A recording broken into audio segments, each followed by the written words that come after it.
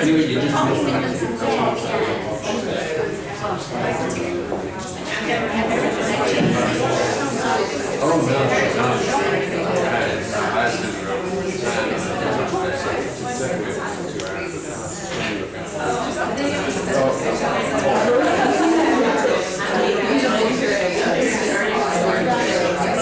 no wonder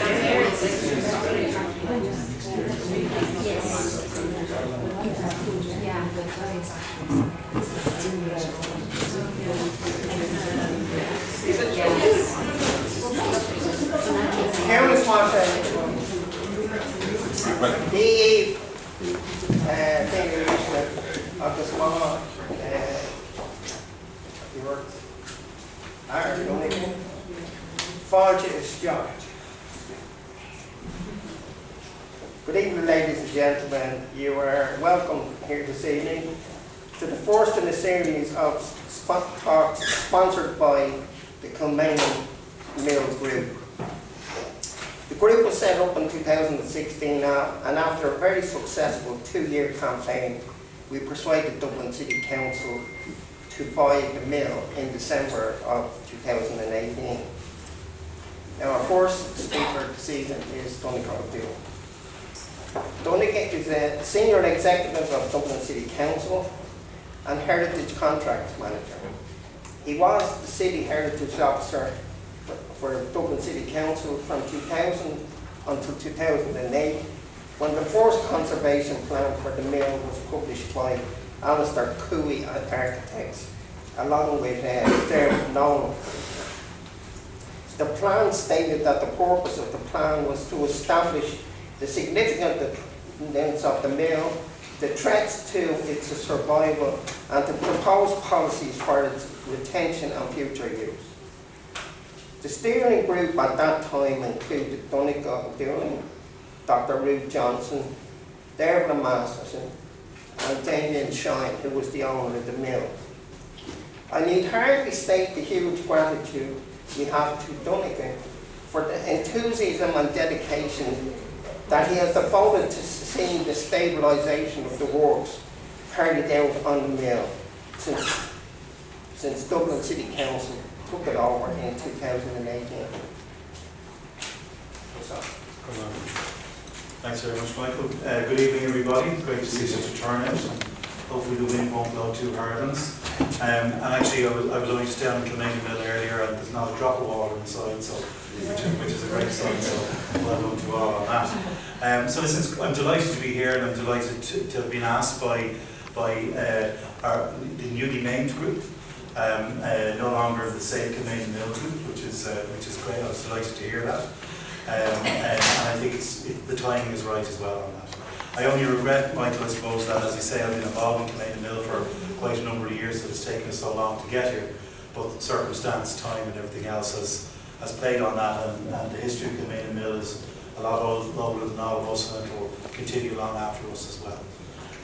So I'm just going to give a very quick overview, really, I suppose, of the last number of years. I'm not going to get into the history of the mill, because we're not really here tonight about the history of the mill. There are other discussions and talks about that. It's more, I suppose, to say where we've come from in the more recent years and what the immediate plans are in the next number of years. And then Lucy from Howdy Hayes Kennedy Architects here, who's the lead architect of the job, will give a more detailed outline of the works that we carried out over the last year or so. So I suppose, as most of you know, Kilmainham Mill, while the mill buildings that we know of on site date from 1800s onwards, there's probably a little bit of debate over whether it's 1820 or whether it's 1800, but that's something that will come out in the wash in future years as well. And it's one of the last remaining unaltered flour mill sites and fulling mill sites in the country. And in Dublin, sorry, I beg your pardon. Now the mill, and again I'm not going to go into the history of it too much, originally was a flour mill which then altered to textile production and finishing and tentering and all of those other processes as well. So it's had quite an evolution over the years, quite a number of owners as well in the mill who I suppose changed the structures and the layouts of the mill as new types of technologies were developed and new machinery developed, and it changed from one process to another. And I suppose that's given us a challenge in that we have 7 or 8 different buildings in the complex, all dating from different times, and all at different levels and access and all of those kind of things that brings with that as well. So it's quite a complex site. As you know, and as Michael mentioned, the mill closed production in 2000 when Damien Shine finished production on the site.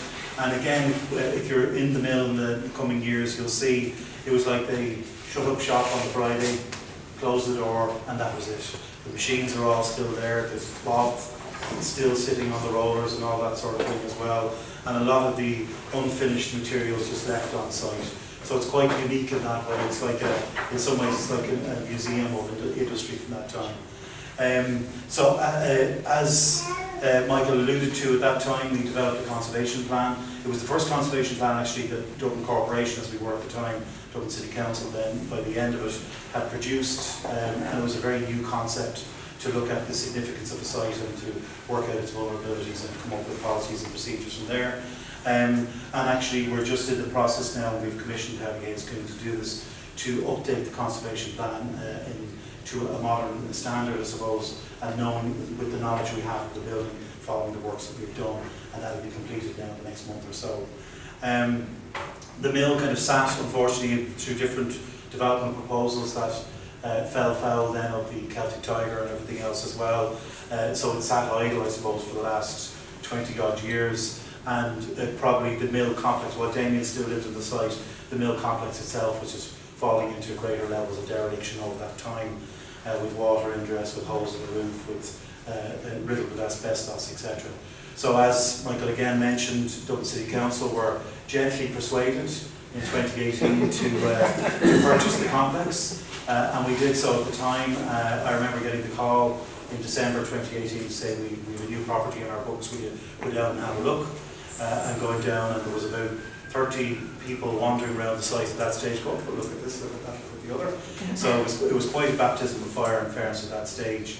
At the time, Owen Keegan, who's now retired from Dublin City Council, sat down and he said, listen, my overall vision for this would be that we have a public cultural use in Kilmainham Mill, and that's what we want to aim for. And that was really that was the high level brief we were given. And how do we get to that public cultural use and what that would be. The first thing, I suppose, was to secure the fabric of the site. And we actually brought in Helgi Hayes Cooney with Cora Engineering, Lisa Hedden there as well, to do a quick survey of the site, just to give us an idea of what we needed to do first and foremost. We did some minor clearance at that stage just to get a good idea. But I think the first thing that we were told was this is the building's in too dangerous a condition to actually be accessible. And also there was the level of asbestos, and which had been disturbed as well, was extraordinary throughout the site. So really we just had to lock it up with very basic surveys carried out, and to go down the route of developing proposals for what we called emergency stabilisation works. We carried out some surveys, we carried out quite a lot of consultation, and then we went to procure. One thing I'll say here is context, and I'm probably going to run out of time before I get to the third slide. The context here is we have some very strong advantages here. We had a fabulous building, okay, in very poor condition, but an amazing complex and an amazing complex story to tell. We had strong management support, which always helps in these projects. We had fantastic community and interested stakeholders who were willing to work and who were only more than happy to put the shoulder to the wheel on it. And we were very lucky with the design team we got as well. We got some fantastic expertise. So we were starting, I suppose, we were starting very hard conditions to start from. We had a lot of advantages on the site as well. And I think that's kind of shown fruit in the last couple of years. One of the unfortunate things we had was we went out to tender on the 13th of March 2020 for a contract, and we had to shut down the following week, and we all know what happened then. It was just one of those timing things, and actually we did get a contractor ready to sign contracts by that October, but unfortunately then, because of all the uncertainty over supply of materials and everything else, costs had escalated so much, he couldn't stand over the price, so he withdrew, which meant we had to go back to square one again and start that whole process. Always at the same time keeping an eye on the building to ensure that there was no major further damage that occurred to it. So we appointed Donnacha, and that was the other advantage. We got a brilliant contractor. I have to say, I've worked with a lot of contractors over the years, and they were first class. They were very upfront and honest, but there was no skullduggery. There was no, because in a building like this, where it's very hard to survey as well, the potential for cost overruns are just extraordinary. But they were very good to deal with, and I suppose with working hand in hand with the design team, we were very lucky in that way. And I won't say a word about the stabilisation works. That's Lucy's bag, and she can do all of that when I'm finished my bit. As I mentioned, the works were finished in July of this year. So we've tried to, I suppose, keep momentum here, and rather than just say, sure, we've done that, we'll now take our time on other bits and pieces. We're trying to work on a roadmap now that we can bring Kilmainham Mill through to the final repurposing of it and its reuse and its long-term sustainable reuse into the future. So part of that is the conservation plan that we've commissioned, which will again update the original one from 2002, where it will look at again the vulnerabilities, it will look at kind of, I suppose, the significant elements of the site and parts of the site perhaps that will allow us, that we can sacrifice, I suppose, for want of a better word, to give us a sustainable use for the site going forward. We've also just started a process for a very comprehensive research agenda. So while all of this planning is going on, that we can be collecting, collating, gathering information, whether that's on industrial heritage, whether that's on oral history, whether it's on social history, whether it's on fashion, because there was a big, and Sarah, great to see is here tonight, who's doing a bit of work for us in that area. We're also on the industrial heritage. Fred is over there too. So we have a very detailed research agenda, which we'll be able to tell you more about in the coming months, which we're going to be rolling out over the coming years. And all of this information then it will have a proper repository and a proper memory, I suppose, of the history of the mill as it was and as it will be going forward. We have a project steering group that sits within Dublin City Council. It's all Dublin City Council based, but as part of the next stage we're going to look at a kind of a wider governance process here, so to have an advisory board and then maybe a steering group as well, so it's much more representative, I suppose, of all the different stakeholders and all the different agencies involved in this too. And also it means we might be able to get some money out of something as well as we go along.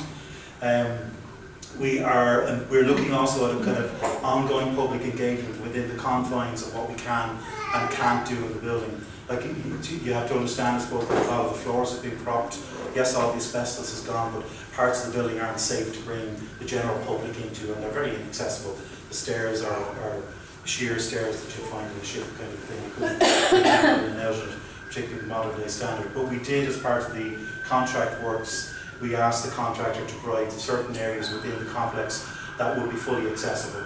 So we've put in lighting, we've put in water, we've put cleared spaces and rooms that are available for what we're calling meanwhile uses. So the idea is that we'll develop that program over the coming 6 months or so, and then we can expand that out over the coming years. So it'll be a fantastic site in the courtyard, for instance, for pop-up markets or for cafes or for events. So we're going to talk to the likes of NCAD to look at getting their students in to reimagine and do exhibitions and projects, and we can use it for next year's talks. For instance, we can have them in Kilmainham Mill as opposed to have them here, and we won't charge anything for it. So I think there's great potential there for that as well. And we're actually opening Kilmainham Mill for the first time to the public as part of Open House. We're completely booked out. We're doing 9 tours over 3 days, and it's only very limited. We can only bring into certain parts of the site, but it's great. It's a great kind of, I suppose, an indicator of what we want to try and do going forward as this interim, on this interim basis. We've now commissioned as well what we're calling a master vision, rather than a master plan, or to be too specific about it, because what we'd like to do next year is we'd like to appoint an integrated design team to start the process of developing proposals for the reuse and repurposing of the mill. That's a process that will take a little bit of time, but rather than going down that road without a very clear vision as to what we want the site to be, we're looking to do this short, sharp kind of poll of people's opinions, people's feelings about the site, and also, I suppose, to bring in all of the different types of agencies, community groups, stakeholders, businesses, etc., and bring them around the table to develop this idea of a master vision.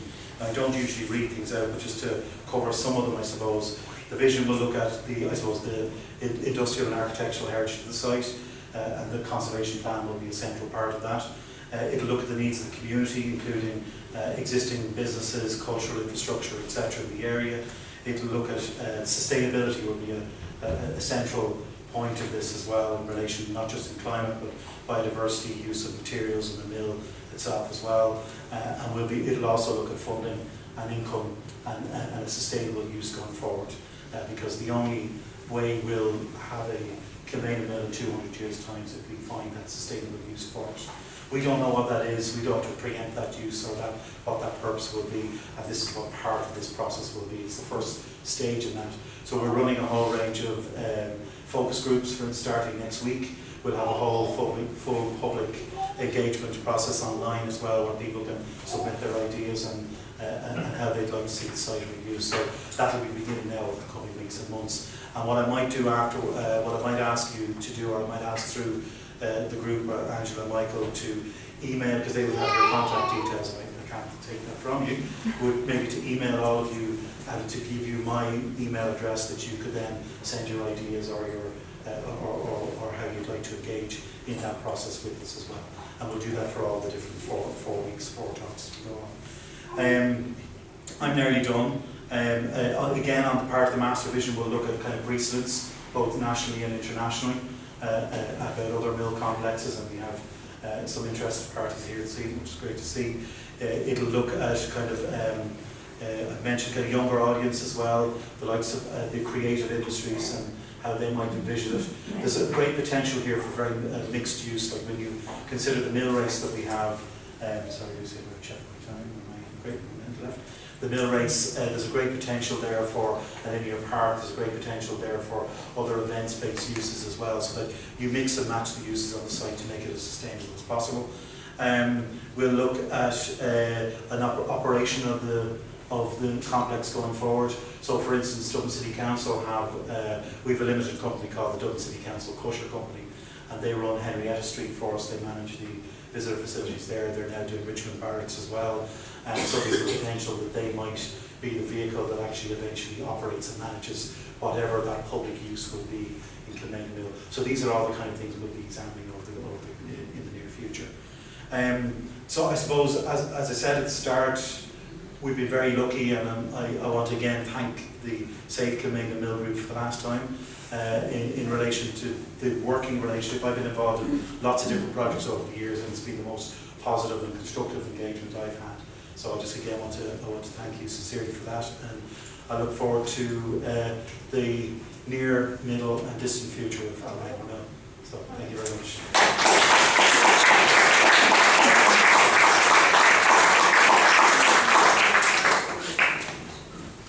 Thank you, Donnacha. That was warm and entertaining. And you didn't mention the phrase, it has to wash its face.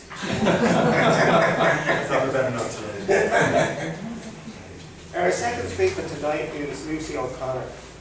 Lucy is Director of the Howley Hayes Cooey Conservation Architects headquarters in the Blackrock Rock. She first joined the company in 2018, having studied in Dublin before going on to gain experience in Toronto, Edinburgh and London. She has a higher degree in conservation studies and holds the UK's highest conservation architect accreditation.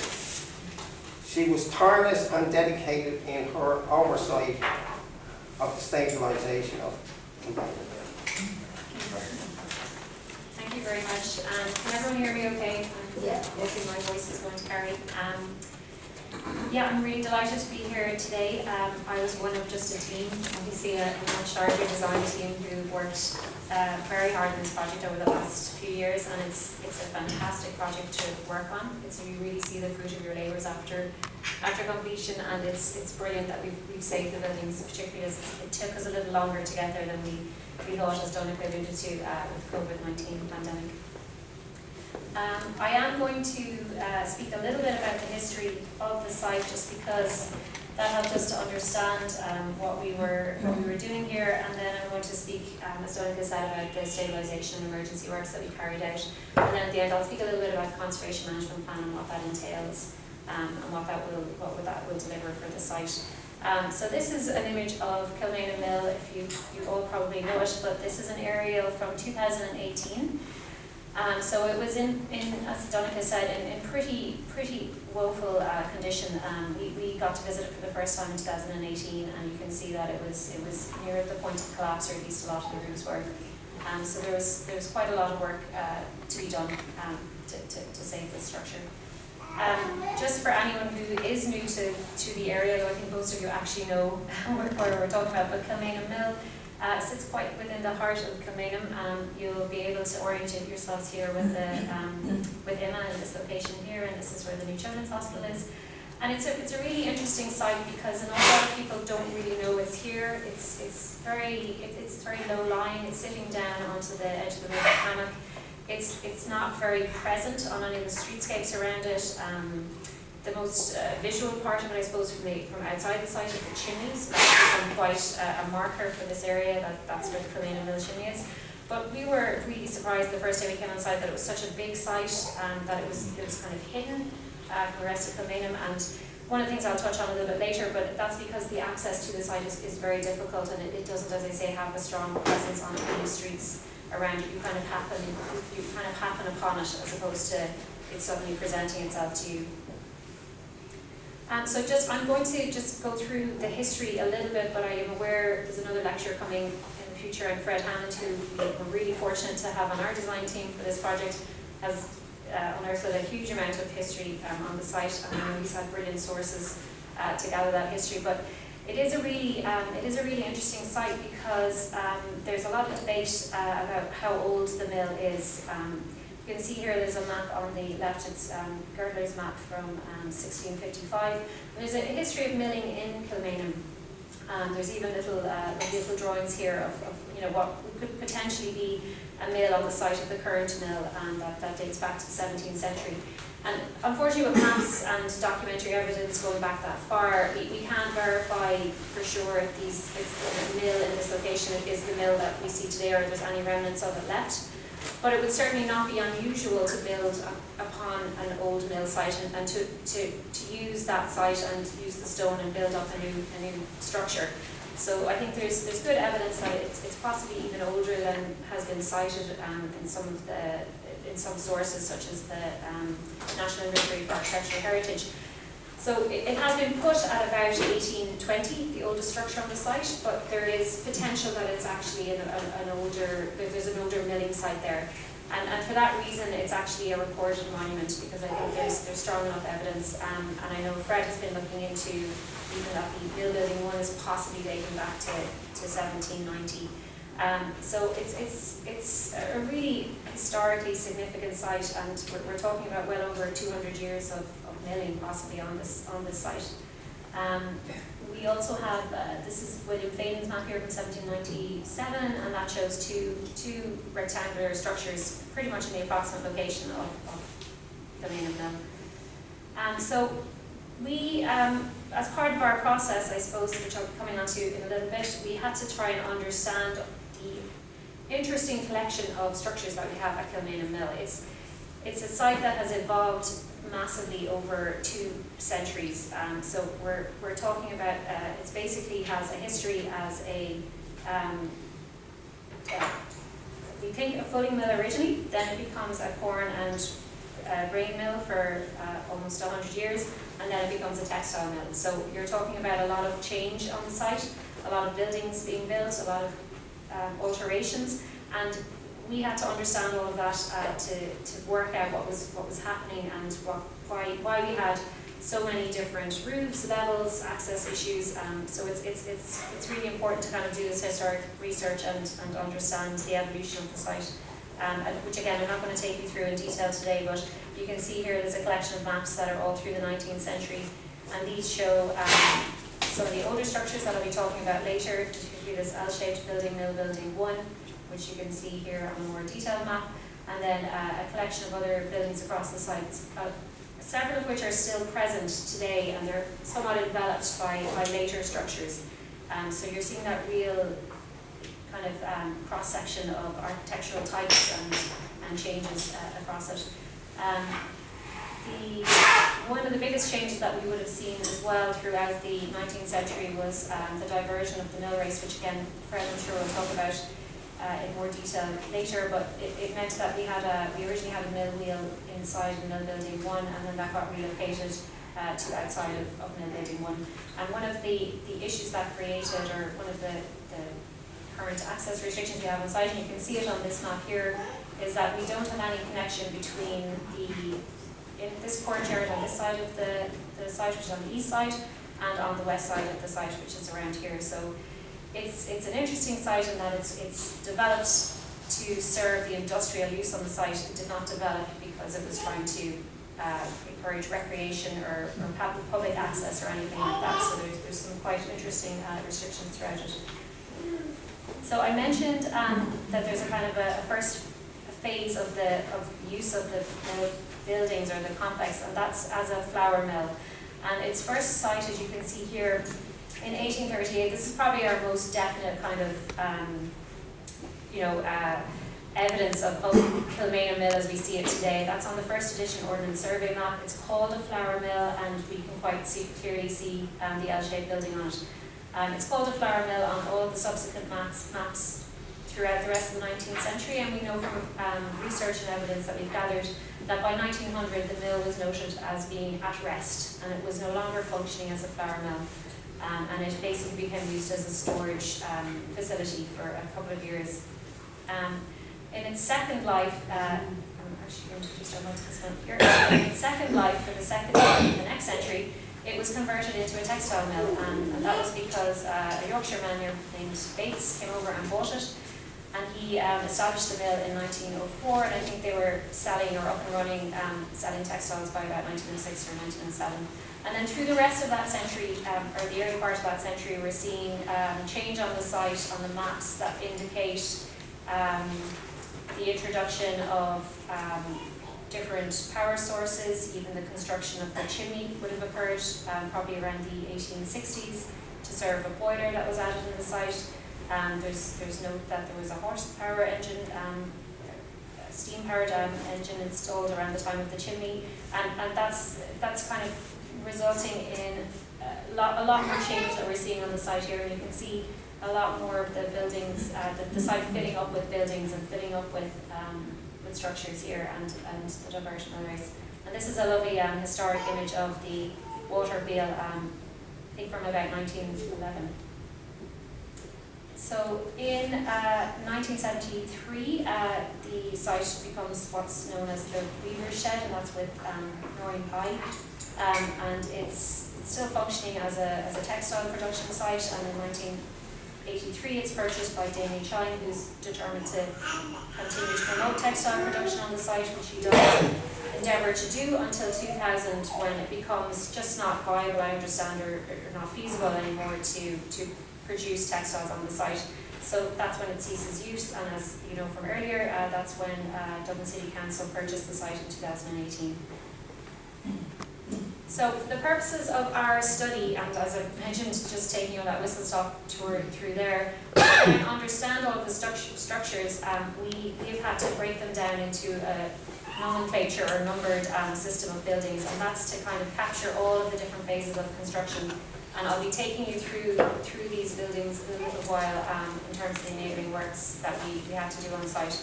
Here, see, this is where the River Cannock is running and bordering the bottom of the south of the site. And I'll just point out this structure here is an aqueduct that's still in existence on the site and is just kind of enveloped in vegetation at the moment. So I'm I'm kind of repeating what Donnacha said here, but I'll just give you an idea of what our works entailed and how we kind of got through our timeline on it. We did visit the site in 2018, and we had a look at the condition of the structures briefly with Dublin City Council at the time. It became incredibly apparent there was no possibility of getting into these buildings safely or understanding them properly without carrying out an asbestos survey and getting an engineer in to check the stability. The engineer naturally, when they came in, said they're just not stable to use, and you can see here one of the drawings that they generated. What you see in red in building 1 here is an absolute no-go area. There's what's here in yellow, they cited as an area you could maybe proceed with caution, and they really only said you could go across the ground floor. So that would have meant, that meant at that time, you really couldn't start to consider any development proposals for the site without being able to get in and see each of the areas properly. There was also the need for an asbestos survey, which, as Donnacha mentioned, basically proves that there was a massive amount of airborne asbestos in the building, and not just, there's different levels of asbestos, and this was the absolute worst one, so it was a 100% shut down all access once that report came back. So that meant it was a good idea for Dublin City Council to come at this project a little bit differently and think first about just stabilising the buildings and getting the asbestos out, which is a really interesting chicken and egg situation, because to get in, to take the asbestos out, but you have to stabilise the buildings to get in. So that was an interesting headache for everyone, but it was a good idea to proceed with what we called an enabling works or an emergency works package, and we fortunately were the design team selected in 2019 to prepare that package of work. And it was a tricky process. We couldn't get in to see all of the buildings, so we had to work very closely with our quantity surveyor to try to generate a package of works that would carry enough within it to allow for us to make decisions later on site when we finally got access to the site. So certainly the most interesting project I've worked on from that point of view, to not be able to get into your buildings to actually quantify your works, is very unusual. But we were really lucky, and we had a good quantity surveyor, and as Donnacha mentioned, in the end we got a very good builder. We did have massive delays due to COVID. I think Donnacha, the first contractor we had appointed was actually due to start on site in January 2021, which anyone here will remember was the start of the 5-month lockdown. So it was, we'd gone out to tender literally March 2020, so COVID arrived, and then we were struggling through that year, finally got the contractor appointed, and then literally couldn't even get on site. So yes, by the time we got back to them in the summer, the entire climate had kind of changed. They couldn't really afford to stand over their price, so they ended up having to go back out to tender again. And then by that next year, we managed to get a contractor appointed, so that was fantastic. So you'll see here, these are, I've included these just to show you a drawing of what way we kind of tried to quantify the works or survey the works. We were very lucky in that we had very good aerial photography of the site, and we also knew that our remit was going to be very much on roofs as well to begin with. So we were able to kind of quantify a lot of the work using the aerial photography, and then just through our knowledge of working on other projects of a similar nature, we were able to put in the package to kind of cover a lot of the more detailed roof works that were going to be required. This drawing here is of Mill Building 1, which is probably, as I mentioned earlier, the most significant building on the site, and has the brick chimney. We had holes on the roof, you can see here and here, which actually got worse by the time we managed to get on site, because this is from 2018. And that had caused a massive amount of water to come down through the building, causing the floors to collapse. We have heavy machinery in there, so it was all very unstable, and obviously we had airborne asbestos throughout as well. We decided that the approach was going to be to get the asbestos out and to also get all of the buildings fully propped. I should also say at this time that we didn't go for planning permission for these works. They were considered emergency works, repair, and urgent works, so only to intervene as necessary. So there was no remit to demolish or remove anything we didn't need to remove. We didn't even tackle some areas that probably will need to be tackled in the future in terms of inappropriate interventions on the site that were added in later years. But that wasn't our remit. Our remit was to just save and stabilise the structures for now so that they could be accessed and surveyed and then development plan to proceed. So we devised with our structural engineer a temporary propping system that can sit throughout all of the buildings with a series of walkways. You can see them in blue here in this building section. That means we can get access throughout all of the buildings now for survey purposes, but I wouldn't say they're safe. They're not safe for public access. They're timber walkways, but it's important that we can even go back in and out regularly, or DCC can, for inspection purposes. So it was really interesting getting the asbestos out and the building stabilised at the same time, and it meant that our main contractor had to bring in a specialist kind of demolition contractor who would be used to doing this kind of work. It was quite, it was, I would say, a very big part of the budget. Asbestos removal is very expensive, particularly when it's airborne. We had a lot of guys on site in hazmat suits going around for probably 8 to 10 weeks. We had a lot of work to clear out a lot of debris in the buildings that were also in there at the same time. The approach was that because we were fearful of losing anything of value historically, we had Fred Hammond, who's the industrial archaeologist on our team, come down, and anything that was being taken out of the building that would need to be cleaned in case there was asbestos on it to be retained, or else it could be removed and disposed of. Fred would take a look at to deem whether or not it was of industrial value and needed to be kept in the building. So that was quite an involved process, but it was really important to do because Fred has now collected a massive repository of artefacts and documentation. The buildings were essentially left almost as if the owners had just walked out one day. So we had a huge collection of material on site, and we have a huge collection of machinery, which again will, I'm sure, be covered under another talk.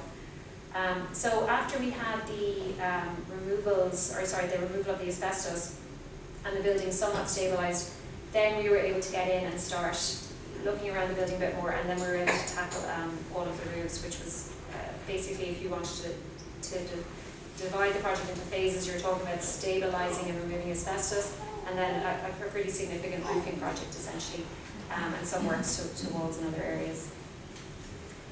So I'm now going to take you through each of the buildings, and just to frighten everyone, we've included photos inside the buildings from 2018 and probably maybe like the 2 weeks in 2019 before we got the asbestos report back and we're told no one's going in anymore. So we had these at least as well, which were a help just to show how poor the internal condition was. So this photo down here on the bottom left, that is the top floor of Mill Building 1. So that you can see how much daylight is coming in there. That roof had essentially started to collapse, and I think it's not in this image, but maybe it's over up here. But we had holes right down through, and you can see timbers and different things falling down. So it was in really rag order. You can see the external image here. I mean, the chimney, I'll show you in a minute, but that was also not looking too good. And this was a really important building for us to focus on because, as I mentioned earlier, it's the most significant one. So what we managed to do, and these are internal shots of the works. I shouldn't say complete, but at least well underway. We haven't left a complete quantum of works done on the site, but we've stabilised the building. But you can see here in the bottom left, this is the top floor. After the works were completed, you have this access walkway down here now. We now have a new timber roof, which if you look very closely, you can see we managed to retain a good quantum of the original rafters. And that's where I would applaud our contractor, who does do a lot of heritage work. So they didn't know what they were doing, but they also worked really closely with us to make sure we were able to do that. You would often work on a project like this, and the contractors, their easiest way forward is to just take off the roof, put on a new one, falter until you're done. We were able to work with them to retain as much of the original timbers as possible. Again, really important because we weren't operating with planning permission, but also it just keeps a real sense of history in the building, and they're good timber pieces, they're functional. Some of them we kept as just sistered pieces of timber, just as a memory for the building. Other than that, we just cleaned out a lot of the interior as well. As I mentioned, there's an awful lot of material now catalogued, so it's either been removed and disposed of, or it's been removed and put into storage. And we've also put temporary lighting throughout the building. You can just see one of those lights popping down there. So that means that Mill Building 1 while, as Donnacha said, not accessible in the sense that we're still clambering up and down the old timber ladder in there, which is really beautiful. It's not kind of accessible for the general public. There is a wonderful old lift car in Mill Building 1 that we've been pretty reliably informed was taken out of the Bank of Ireland building on College Green and put in the late 1950s. It's quite a nice piece, so I don't know if we could ever revert that or get into use, but that's essentially the only access in the building and the kind of ship's ladder. And I'm just going to mention a little bit here about the structure. You can see here the red cast iron columns holding up these huge timber beams, and it might be discernible from this image, but there's actually quite a space between those columns there. So what's running between those beams, sorry, there's no picture of it in this slide, but there's 75mm thick floorboards generally throughout Mill Building 1. So there's structural floorboards. So they essentially sit on the timber beams, which sit on the cast iron columns, and that's the structure. It's really beautifully simple. It's very industrial and it's very efficient. So it's a wonderful, wonderful feature. We'd love to keep it, but being an architect, I have to point out, it unfortunately doesn't meet fire safety requirements these days. So that will be an interesting one to try and solve. But it is a really nice, nice construction. This is our image down here at the bottom. Our contractor, Donnacha, we're so proud of their work. They actually commissioned a photographer to take photos, so I have to credit them. That's their photo down there, but it does look great. I just put this in because it's just such a lovely little feature at the top of Mill Building 1, which again you can see from certain parts of the surrounding area, and it's this historic bell coat, which we have been informed did have a bell in it at one point, although unfortunately we lost the bell. Which we were able to stabilise as part of the works. It was, I would say, like quite a lot of these structures or the interventions in these buildings. It wasn't very well built. It's basically only a single brick thick, turned on lengthways, and then it's been rendered in cement. So when we were actually up there about to work on it, we were able to move it with our hands, which is never a great sign. So there was a little bit of stitching and wrapping and things done to it, and we've just applied a line render to it. But it's looking lovely now, and it's looking a lot fresher, and unfortunately we didn't get around to putting back in the bell, but hopefully that will be a future intervention. The chimney, fantastic, 25 metres up off the ground, I believe it is. This was in pretty poor condition, as often happens with chimneys of this age and use. You know, it had an awful lot of heat going up through it for many a year, so it had started to kind of crack and spoil a little bit, and the joints had started to widen. Some straps have been applied to it in an effort to try and save it.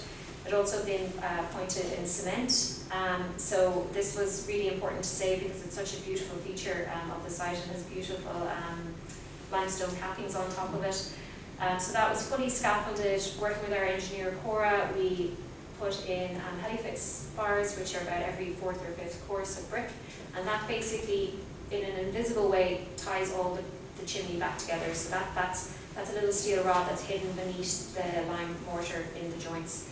And then we fully repointed it, and we've also put a little cap on the top of it, a stainless steel cap, just to stop all the water coming in, because it's a pretty substantial opening at the top, and that just keeps the water off. And we've also put in a lightning rod, and we actually kept the historic lightning rod, which my colleague Patrick, who's here tonight, was the project architect on this, and I believe it was a doorknob. Copper doorknob. A copper doorknob. So it's such a little feature, and it works because it conducts lightning. We kept it and we put it back up. So that's still sitting on the top of everything. So as always, just trying to reuse what we can. So there's some closer images of it there, and it's looking fantastic, and it's such a wonderful feature for all around Kilmainham that it was well worth repairing and conserving it, even though we haven't put it back into use as an actual chimney. So building 2, which you might be able to see, I'm sorry, this is quite small, but we have a little colour photo diagram up here. This was a little structure that was built onto the side of building 1, pretty, probably about midway through the 19th century, so it's still of some age, and we do know it was originally probably 3 stories, and that was reduced to 2. I should say, sorry, and I didn't mention it earlier, but Mill Building 1, one of the other substantial changes to it in the past was that the floor levels were all altered in it in 1886. And the reason we know that year so specifically is because all of the cast iron columns are stacked with I think it's MJ Byrne, 1886. So that was likely just due to, again, whatever way they wanted to use the floors and the needed the heights, they changed it all. But you'll notice on the exterior of Mill Building 1, that's why you're getting these, you get two types of brick around the window surround. So you have the original openings, you can see them if you look closely whenever you're next on site, where the original window openings, and then you see these later red brick insertions for the new later window openings. Building 2, you can see here, this was the collapse that I would say, unfortunately, Building 2 and Building 5, as we call them, sorry, we do need more romantic names for them eventually, but at the moment we're just 1 to 9 is what we call them. It's a really interesting structure, and it has a pyramidal roof that comes up to an apex and has this kind of, it had this square vent structure on the top of it. So we assumed that whatever was happening within Building 2 needed to be ventilated. So it was probably, and Fred would probably be able to speak to that more, it was probably a process that needed ventilation. So it was kind of a very interesting thing. But unfortunately, during the COVID pandemic, it was on its way into collapse, and then as you can see here on the bottom right, when we actually finally got into it, it had completely collapsed. So that happened on Mill Building 2 and 5. The roofs had started to collapse quite considerably, and once they start to come down, they just pull themselves down. So within a year, unfortunately, both of those roofs had collapsed an awful lot more, but they were going to have to be fully taken down anyway. They were kind of past the point of saving. So this is Mill Building 2. You can see we put a new slate roof onto it. It did actually have an asbestos tile roof in it, so we did put a slate roof back on, and we've left the vent at the top just as a boxed in element, so that in the future when the buildings are developed, that's very clear that that's what that roof was, and that's how it was built. We call this Building 4. This is a large 1960, I think it's 1963. It was built off the back of Mill Building 1 to hold what's called a tentering machine. This is a massive piece of industrial machinery that I think stretches fabric. I believe it might be the only one in Ireland. It's certainly very rare. Is it the only one in Ireland, Fred? Not 100% sure. 90%, you don't know. I haven't done research. Okay. Well, it's certainly very rare, quite significant.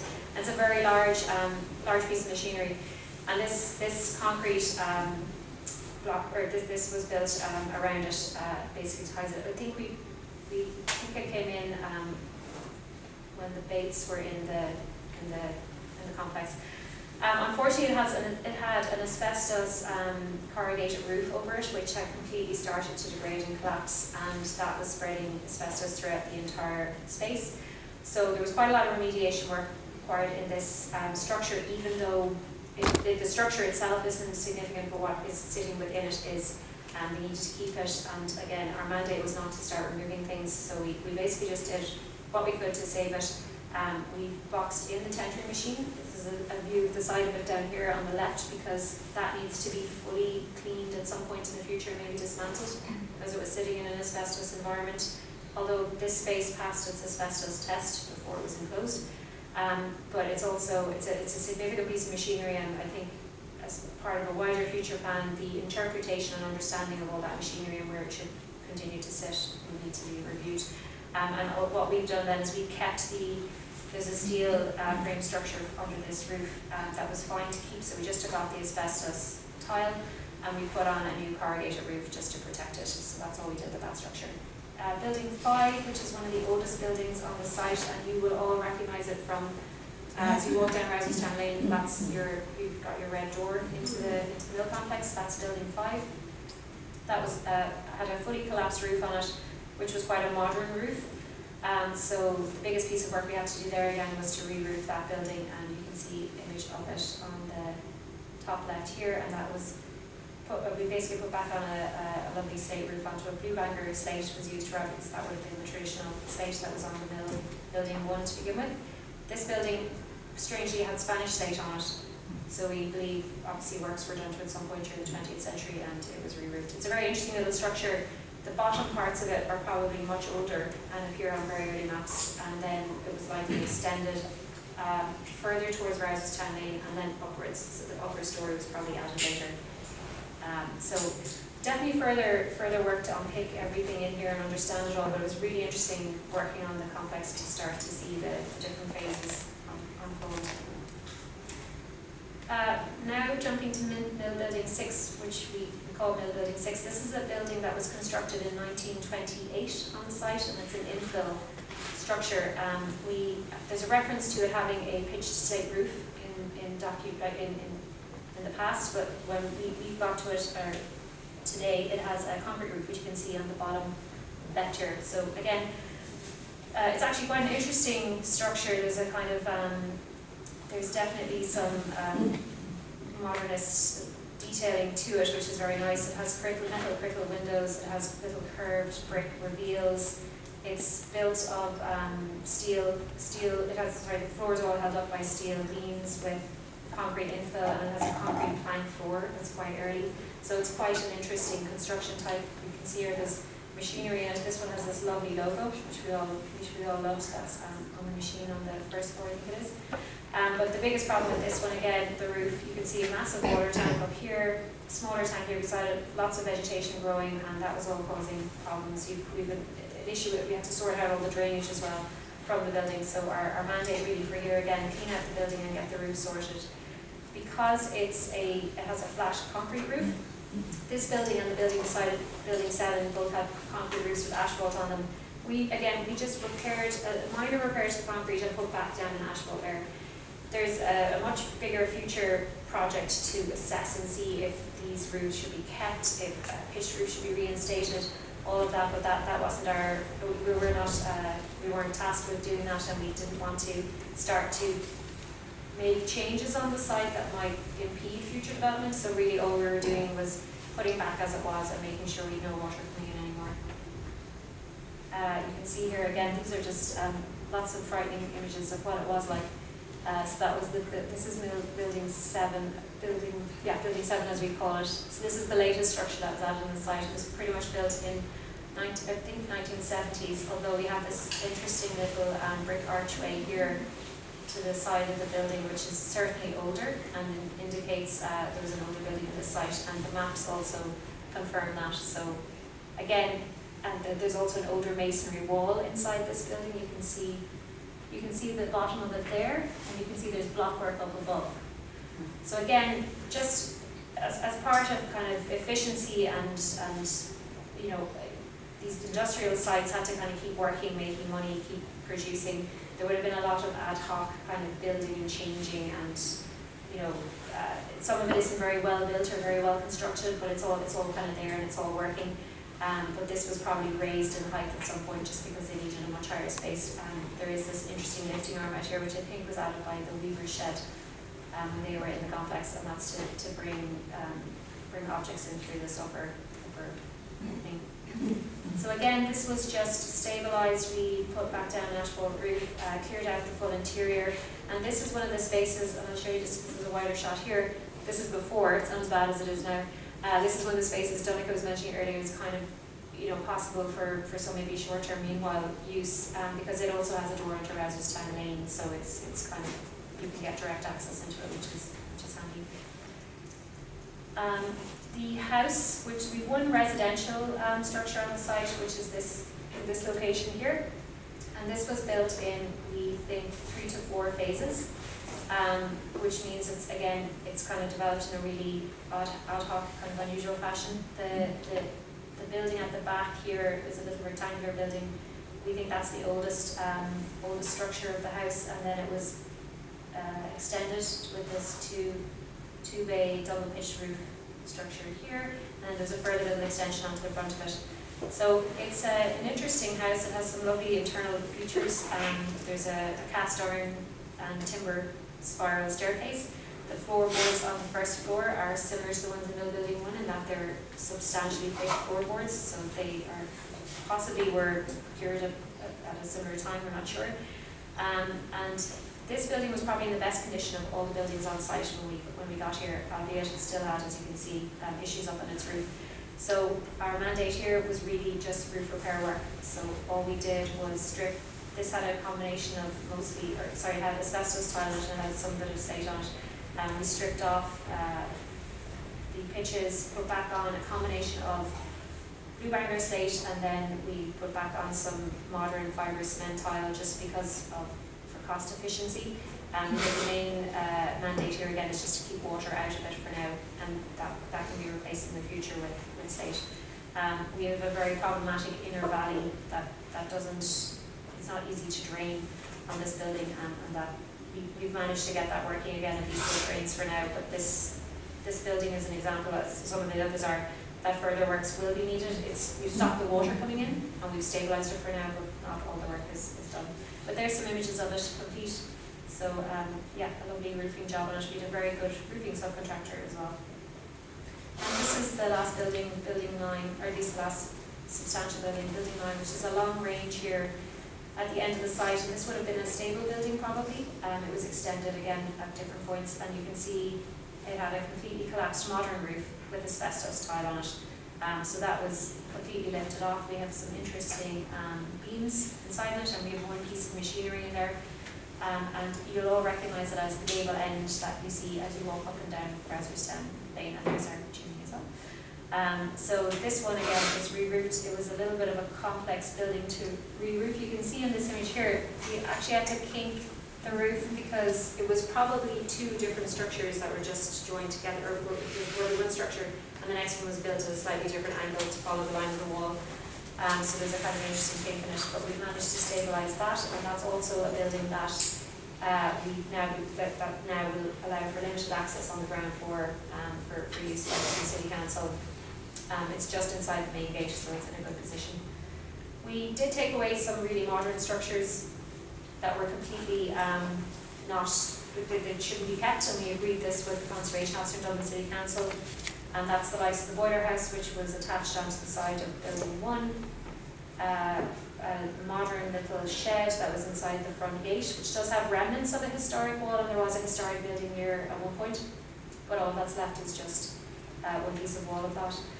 And also this lovely working space that we found, which is a prefabricated unit, which we nearly chucked until, without much thought, and Fred came down and went into it and found all sorts of interesting documentation in there, so it was certainly used as an office of some kind, but that's now gone from the site. So these are just some photos of the completed buildings that, as you see them today, or I shouldn't keep saying complete, but the stabilised buildings as you see them today. We've got some nice aerial photographers. You can see all of the roofs are now fully intact again, and we've stopped water coming in, and that's kind of the main aim of all this. I'm just going to quickly go through the conservation management plan we're working on. It's a document that's really important for sites like this. It's set out to allow for a really good understanding of the site that you are working on. We do what's called a statement of significance. It's very important to assess these sites under parameters of significance, which look at architectural, historical, social, archaeological significance reference points. And Kilmainham Mill is, and I didn't get into it today, but it's a massively socially significant site because of its long-running history, and it's, you know, it's literally it's a complex that there's people living around that can remember working in it, that, you know, that it's very much ingrained in the local community. So the social significance is very, very high. We also document all of the buildings, the description of them and what works we've done to them, the condition of them, and then we also define the issues and the threats, and we set out a conservation strategy within it, and we look at development strategies. And that's a high-level document that will go to Dublin City Council. That it's based on a kind of a James Semple Kerr template of how you structure a conservation management plan, but it's a very useful document that kind of gives Dublin City Council a direction to take over the next 5 to 10 years in terms of what's most important to do next, what's really significant about the site, and what kind of conservation strategies they should have in place going forward, and what are the development opportunities. It's at a very high level, but it's kind of based on what we would see as even parts of the site we could remove, that detract from the significance of the older mill buildings. And also we touch on things like accessibility, how that will be handled in the building, and fire safety. Okay, so I'm just going to put, these are some of the little studies that we've been doing in the conservation management plan. So this just looks at the mapping in a different way to kind of understand the evolution of Kilmainham Mill and the wider site. And also this is a little 3D model that we're working on that's again part of the conservation management plan, just to start looking at the significance, what parts are more significant, and layering that in a 3D manner. And that's it.